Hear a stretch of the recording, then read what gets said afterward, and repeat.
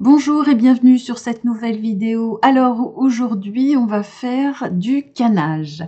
Alors le canage c'était une technique de tressage qui utilisait des fibres naturelles, mais aujourd'hui on va pas faire ça, on va utiliser donc notre laser et puis une planche de tilleul ou de peuplier, peu importe.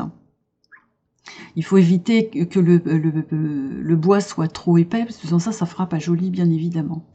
Donc, je vous ai préparé donc un petit canage. Alors, je l'avais préparé de longue date et je vais vous montrer comment on peut faire avec d'autres dessins. Alors, je vais me mettre... non, c'est pas celui-là. Voilà, c'est dans les formes. Voilà, ici, vous avez des modèles que vous pouvez utiliser. Alors, on va utiliser, pour vous montrer, je vais vous montrer celui-là. Comme ça, vous saurez faire. Si vous voulez utiliser un autre, des autres trous que celui-là, comme ça, vous saurez faire. Alors, donc, on prend une forme. Une fois qu'on a pris une forme, on va faire une grille déployée.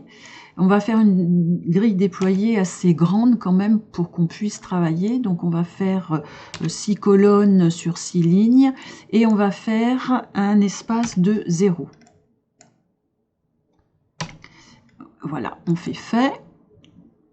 Voilà. Une fois qu'on a fait ça, il nous fait plein de carrés, vous voyez. Donc, on va les lier entre eux. Comme ça, ça va nous faire qu'un grand carré. Vous voyez? Voilà, c'est comme ça que j'ai fait celui-là. D'accord? Voilà, ça, c'était un petit peu pour vous montrer. On va l'effacer, comme ça, ça ne nous prendra pas de la place. Donc, une fois que vous avez fait le design qui vous va bien, on va donc faire... Alors, aujourd'hui, on va faire une lettre, mais vous pouvez faire n'importe quoi. Vous pouvez faire des nuages avec. Il suffit d'importer un SGV et de faire un nuage et de faire exactement pareil que ce qu'on va faire maintenant. Donc là, on va faire une lettre. Donc, on appuie donc sur texte. On fait une lettre. On va faire la lettre B, par exemple, en majuscule. Cette lettre, on va l'agrandir et puis on va la changer. On va mettre un Arial black, voilà, de façon à ce que la lettre soit assez épaisse. Ensuite, vous allez faire un CTRL-C, CTRL-V pour faire un duplicata. Ce duplicata, on va le mettre sur le côté. Ensuite, ici, on va faire... on va faire un décalage vers l'intérieur de 3. Ça va nous servir pour faire les bordures. Alors, je me suis trompée. Hop, on recommence. Donc, un décalage. Donc, j'avais laissé l'extérieur. Donc, voilà, de 3. Voilà. Et ça, on va le grouper et on va le mettre en rouge. Et on va le mettre sur le côté. Celui-ci, on va refaire encore un CTRL-C, CTRL-V pour faire un duplicata. On va le mettre à l'intérieur. On va sélectionner tout. Et on va faire lier au chevauchement. Une fois qu'on a fait lier au chevauchement, on va prendre celle-ci. On va sélectionner tout. On va faire un alignement horizontal et vertical. Voilà. Et une fois qu'on a fait ça, on va faire soustraire au chevauchement. Voilà. Comme ça, vous avez bien tous vos petits trous. Je vais agrandir un petit peu.